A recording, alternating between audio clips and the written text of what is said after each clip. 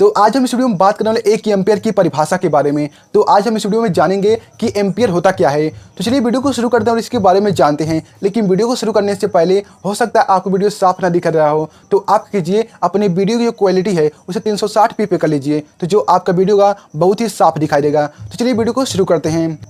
तो आज हम बात करने वाले 1 एम्पियर की परिभाषा के बारे में। तो आप सभी को पता होना चाहिए जो हमारा एम्पियर है वो विद्युत धारा का मात्रक है। किसका मात्रक है? वो धारा का मात्रक है। हम धारा को जो लिखते हैं स्मॉल आई से लिखते हैं। आप कहीं कहीं पर देख सकते हैं कैपिटल आई भी रहता है, तो वो हम कहीं कहीं पर लिखते हैं। लेकिन जो हमारा आई है वो किसके बराबर होता है? Q/T के बराबर होता है।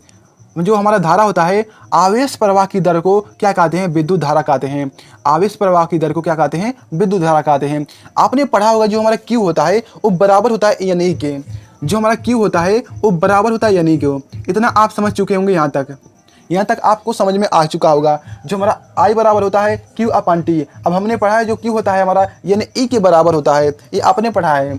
अब देखिए जब हमारा Q जो हमारा है यानी E के बराबर है, तो हम इसके जगह पर इस चीज़ को लिख सकते हैं। तो क्या लिखेंगे? I बराबर हो जाएगा हमारा, I बराबर हो जाएगा NE। इसके जगह पर हमने इस चीज़ को लिख दिया है, तो क्या हो जाएगा? NE/T। इतना हमको लिखना है। अब देखिए यहाँ से हमको क्या करना है, यहाँ से हमको मानना है। माना लिखेंगे, माना क्या करेंगे? लिखेंगे माना जो हमारा आई है उसे मान लीजिए आप, जो हमारा आई है वो हमारा 1 एम्पियर है। क्या है? 1 एम्पियर है, 1 एम्पियर है। और जो हमारा समय है वो भी हमारा क्या है? 1 सेकेंड है। ये हम क्या कर रहे हैं? मान रहे हैं 1 सेकेंड है। इसे भी हिंदी में लिख देते हैं 1 सेकेंड। क्या 1 सेकेंड है? तब क्या होगा? तब जो हमारा आई है वो क्या हो जाएगा? 1 हो जाएगा, क्योंकि हमने क्या किया है? 1 एम्पियर मान लिया है। तो यहाँ पर क्या हो जाएगा? 1 हो जाएगा आई के जगह पर। और यहाँ पर जो हमारा यानी है इससे हमने कुछ नहीं किया, तो ऐसे ही रहेगा। अब देखिए जो हमारा टी है उसको भी मैंने क्या मान लिया है? 1 सेकंड मान लिया है। क्या मान लिया? 1 सेकंड। तो क्या लिखेंगे? यहाँ पर 1 लिखेंगे। यहाँ तक आप समझ चुके होंगे। जो हमारा आई होता है बराबर में Q/T होता है। अब Q बराबर होता है यानी, तो हम Q की जगह पर यानी को लिख सकते हैं, यानी कि ये चीज़ हमको मिल चुका है। अब देखिए यहाँ से हमको क्या करना है? मानना है। आई बराबर मान लीजिए 1 एम्पियर, और जो हमारा टी है उसे मान लीजिए 1 सेकंड। तो जो हमारा आई होगा 1 हो जाएगा, और जो हमारा टी है वो भी 1 हो जाएगा। लेकिन जो हमने यानी को भी कुछ छेड़ा हुआ नहीं है, तो क्या हो जाएगा? यानी ऐसे ही रहेगा। तो अब देखिए यहाँ से क्या हो जाएगा? अगर हम यानी में 1 से भाग देंगे तो इसके मान में कोई परिवर्तन नहीं होगा, यानी कि यानी ही रहेगा। तो क्या करते हैं? हम यानी को पहले लिखते हैं और इस 1 को बाद में लिख देते हैं। इस 1 को बाद में लिख देते हैं।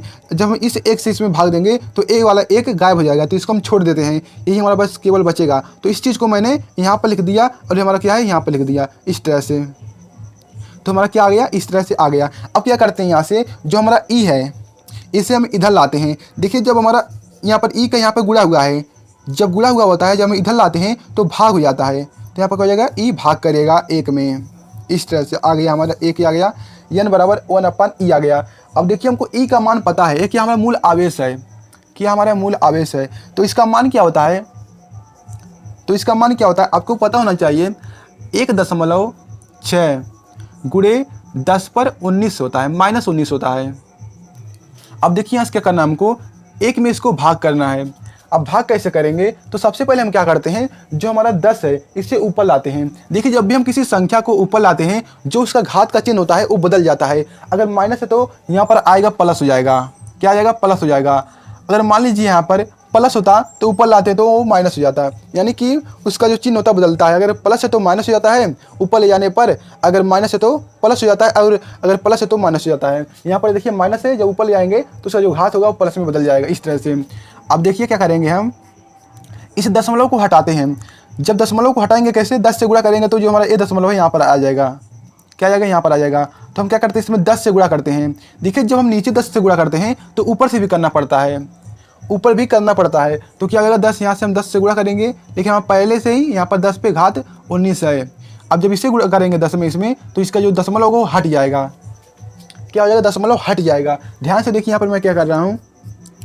अब 16 के 10 में भाग देंगे तो नहीं जाएगा। तो क्या करते हैं? यहाँ पर देखिए इसके पास 10 19 है। जो 10 हमारा है वो 19 बार है। तो क्या करते हैं? एक बार हमको यहाँ पर मांग लेते हैं इससे। तो क्या हो जाएगा? यहाँ पर एक 10 आ जाएगा, लेकिन यहाँ से जब मांग लिए एक 10 को तो यहाँ पर क्या बचेगा? 10 पे 18 बचेगा। यहाँ पर क्या हो जाएगा? 16। अब 10 का 10 में गुणा करेंगे तो हमारा 100 हो जाएगा। क्या हो जाएगा? 100 हो जाएगा। और गुणे 10 पर 18 हो जाएगा। अब देखिए 16 को जब हम 100 में भाग देंगे तो भाग चला जाएगा। अब भाग करते हैं 100 में हम 16 से, तो 16 छक्का होता है 96, 16 छक्का होता है 96, तो यहाँ पर 4 बच जाएगा। अब देखिए 16 में जब हम 4 में 16 से भाग देंगे तो नहीं जाएगा, तो यहाँ पर दशमलव लिखते हैं, यहाँ पर 0 बढ़ाते हैं, अब चला जाएगा। 16 दूना 32 होता है, तो यहाँ पर लिखें 16 दूना 32 हो जाएगा, और बचेगा यहाँ पर 8 है। अब फिर 0 बढ़ाएंगे तो 16 पचे 80 हो जाएगा, यानी कि 5 बार में जाएगा। अब यहाँ पर लिखते हैं, जब भाग देंगे इसमें 6.25 हमारा जो है ये वाला पहले से है, तो 10 पर 18 इलेक्ट्रॉन हो जाएगा। तो यहाँ से हमारा क्या निकल गया? इलेक्ट्रॉनों की संख्या निकल गया। अब इसका क्या मतलब है? हमारा यहाँ पर क्या गया? n इलेक्ट्रॉनों की संख्या आ गया। अब इससे क्या मतलब है? इसी से हमारा बनेगा 1 एम्पीयर की परिभाषा। अब देखिए किस तरह से बन रहा है। यदि किसी चालक में 1 सेकंड में प्रवाहित इलेक्ट्रॉनों की संख्या 6.25 × 10 पर 18 इलेक्ट्रॉन हो, तब उस चालक में बहने वाली जो विद्युत धारा है, जो उसका मान होगा 1 एम्पीयर होगा। यानी कि किसी चालक में यदि 1 सेकंड में इलेक्ट्रॉनों की संख्या 6.25 × 10 पर 18 हो, तो क्या होगा? उस चालक में बहने वाली जो विद्युत धारा है, उसका जो मान होगा 1 एम्पीयर होगा। क्या होगा? 1 एम्पीयर होगा। ये हमारा क्या है? 1 एम्पीयर की परिभाषा है। तो आपको वीडियो पसंद आए तो वीडियो को लाइक कीजिए और इस चैनल को सब्सक्राइब कर लीजिए। तो मिलते हैं इसी तरह को नई वीडियो में, लेकिन सब्सक्राइब करना ना भूलें। तो मिलते हैं इसी तरह को नई वीडियो में।